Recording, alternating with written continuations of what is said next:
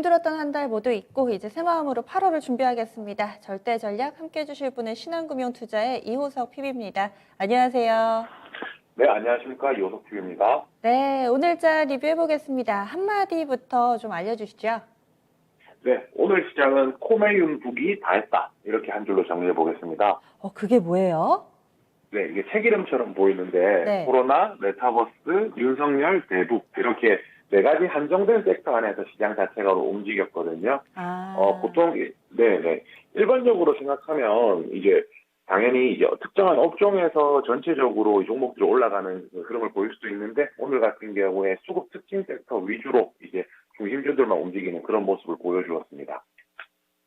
오늘 좀 상대적으로 강했던 테마의 앞자만 따서 이 코로나 그리고 메타버스, 윤석열, 대북 이래서 코메윤북 이렇게 달아주신 거네요. 그러면 세부적으로 좀 들어가 보겠습니다. 오늘장에서 좀 의미 있는 변화들 어떤 거라고 보세요? 네, 우선 오늘장 체크 포인트 말씀을 드리면요. 이제 특정 업종 전체가 아니라 뭐 특징 종목에만 이제 허락된 수익이라고 좀 정리를 하면 될 것 같거든요. 오늘 사실 업종으로 보았을 때는 뭐 철강이라든지 2차 전지 관련 업종들이 전체적으로는 시장에서 조금 이제 두각을 드러내긴 했는데요. 그렇지만 실질적으로 그 업종 안에 있는 종목들 중에서 시세가 많이 나온 종목은 거의 없었습니다. 그것보다는 오히려 차라리 이제 특정한 업종 안에서 이제 대장주 쪽이죠. 아까 말씀드렸던 코메윤북 그 네 군데 안에 있는 종목들이 조금 두드러지는 모습들을 보여주었고요.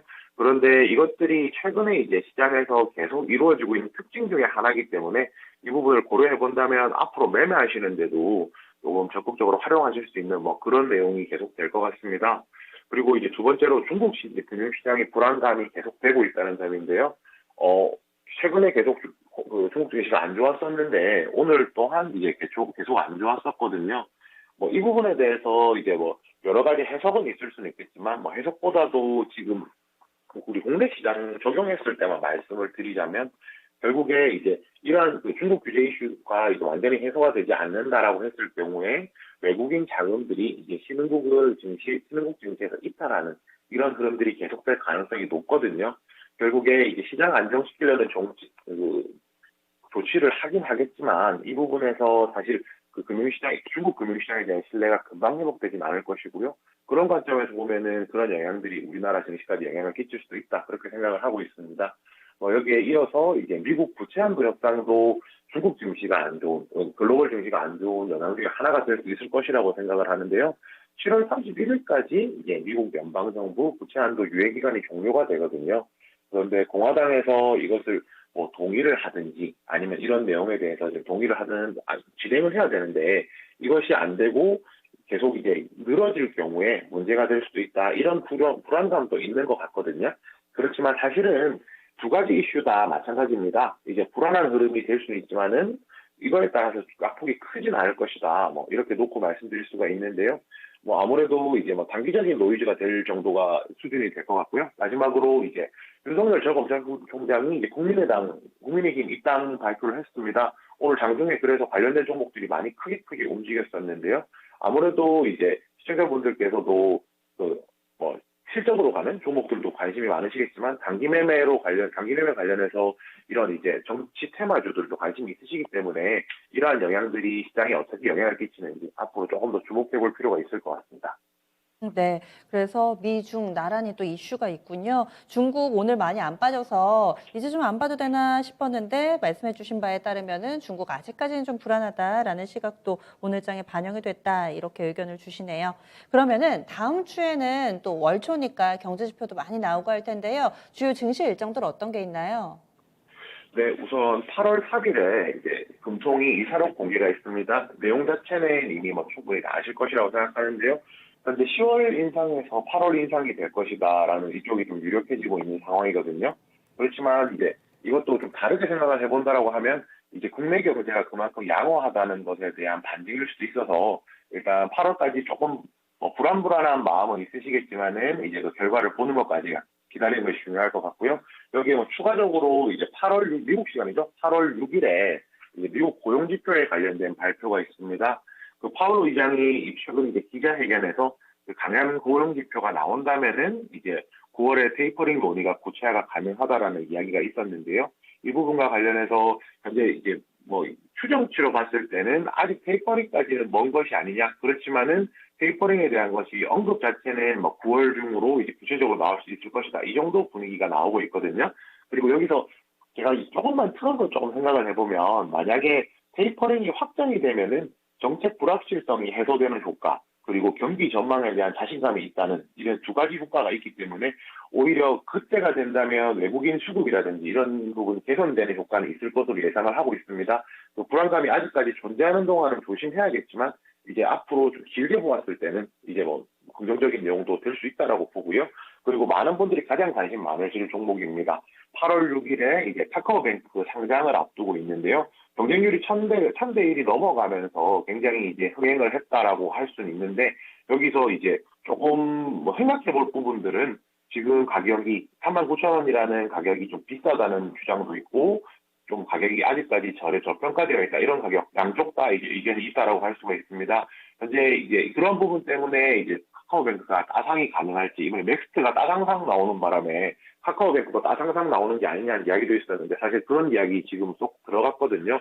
그래서 다음 주까지 분위기를 봐야겠지만, 이제 상장이라는 이슈 자체는 회사의 밸류에이션도 중요하지만 그 상장 당일의 아침의 이제 주식시장 분위기라든지 그리고 여기에 쏠리는 수급들도 굉장히 중요한 영향을 끼치거든요. 그렇기 때문에 무조건 따상이 안 될 거야, 무조건 따상될 거야, 이런 관점보다는 그 당일날 아침까지 조금 관심 가지고 지켜보실 필요가 있을 것 같습니다. 네, 보면서 대응하자 이렇게 의견 주시네요. 그러면 다음 주에 체크 포인트들은 어떤 게 있을까요? 네, 이어서 말씀드려야 될 것 같은데요. 네. 체크 포인트는 이제 따상이 가능할까, 카카오뱅크 따상이 가능할까, 이 부분이 제일 중요할 것이라고 생각합니다. 제가 앞서서 말씀드렸듯이 결국에 만약에 카카오뱅크가 가지고 있는 장외 가격이 89,000원이었거든요. 그렇다면 지금 39,000원이 오히려 되게 평가에 비하면, 장외 평가에 비하면 저렴하다라고 할 수도 있는데, 그렇다고 해서 이게 꼭 89,000원까지 간다라고 할 수는 없습니다. 최근에 상장했던 이슈 보면 맥스 같은 경우에는 굉장히 좋은 내용이었지만 그 기대작이었던 SKI 테크놀로지 같은 경우에는 상장 이후에 주가 한동안 계속 빠지다가 지금 제 가격 정도 찾아온 상황, 신고가까지 나온 상황이거든요. 결국에 이제 카카오뱅크라는 종목 자체를 너무 이제 뭐 상장하고 뭐 따상해서 차익 실현한다, 뭐 이런 관점에서 보지 마시고요. 카카오뱅크라는 것이 이미 만약에 상장을 하게 된다면, 상장 가격이라면 은행업에서 시가총액 3위, 만약에 따상이라면 시가총액 1위가 되는 정도의 IT 회사가 돼버렸기 때문에 이 회사의 미래를 보고 SKI 테크놀로지처럼 이제 분할 매수를 오히려 하시는 방법도 있으니까요. 너무 이제 급하게 생각하시지 말고 좀 긴 관점에서 보셨으면 좋겠다, 이렇게 말씀드려야 될 것 같고요. 그리고 남북 통신연락선 연결이 되면서 대북주들이 이제 시세가 조금 나오기 시작했었는데요. 오늘 같은 경우에는 또 비료 관련해서 이제 승인이 나오면서 이제 다시 시장에서 올라가기 관련된 종목 시장에서 올라가기 시작했습니다. 그 중요한 부분은 이건데요. 며칠 전에 남북 정상회담 이야기가 한번 나왔었거든요. 로이스 통신에서 나왔었는데 이것이 청와대에서 이제 검토 중이 아니다라고 발표를 했었습니다. 결국 그런데 지금 느낌을 보면 아시겠지만은 뭔가 단계적으로 스텝을 밟아가고 있는 단계거든요. 그렇다면 대북주와 관련해서 추가적인 내용들이 또 나올 수 있지 않을까, 다음 주에. 그렇다면은 이제 관련된 종목들 같은 경우에 또 시세 상승이 나오지 않을까, 이 부분까지 좀 생각을 해봐야 할 것 같고요.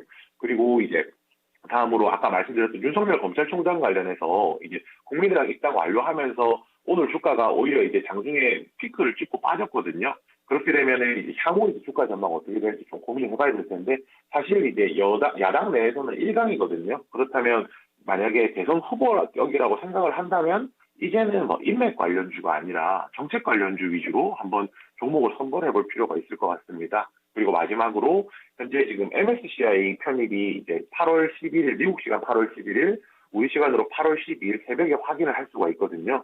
여기에 기대되는 종목들이 에코프로비엠, 카카오게임즈, SKI 테크놀로지, 이렇게 세 종목이 있는데요. 지금 현재 증권사 리포트상으로 봤을 때는 에코프로비엠이 제일 유력하다는 말이 나오고 있거든요. 과연 이런 종목들이 다음 주 발표가 나기 전에 이제 미리 종목들이 상승하는 시세가 나올 것인지, 이 부분에 대해서 좀 관심 가져보실 필요 있다고 생각합니다. 네, 일정 꼼꼼하게 좀 체크를 해주셨네요. 그러면 다음 주도 지수에 대한 기대보다는 재료에 따라서 좀 짧은 매매를 펼치는 그런 전략인가요? 네, 맞습니다. 다음 주 전략도 비슷한데요. 단기 매매는 앞서서 말씀드렸던 코메윤북으로, 중기 투자는 정책 기반으로 이렇게 투트랙 전략이 좀 필요하다라고 생각을 하고요. 제가 코메윤북은 앞에서 설명드렸으니까 정책 기반만 간단하게 설명드리면 어저께 발표된 거죠. 이제 그 경제부총리가 발표했던 게 그 빅3에 관련된 이제 5조 투자 이런 이야기들이 나왔었거든요. 결국에는 정책을 기반한 투자들에 관련된 종목들은 중기 투자로서 굉장히 이제 올 하반기에 기대되는 종목들이고요.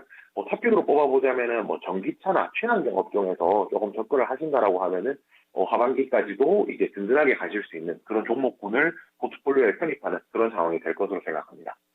네, 알겠습니다. 한 달간 수고 많이 하셨어요. 다음 주에도 잘 부탁드립니다. 고맙습니다. 네, 감사합니다. 네, 신한금융투자의 이호석 PB였습니다.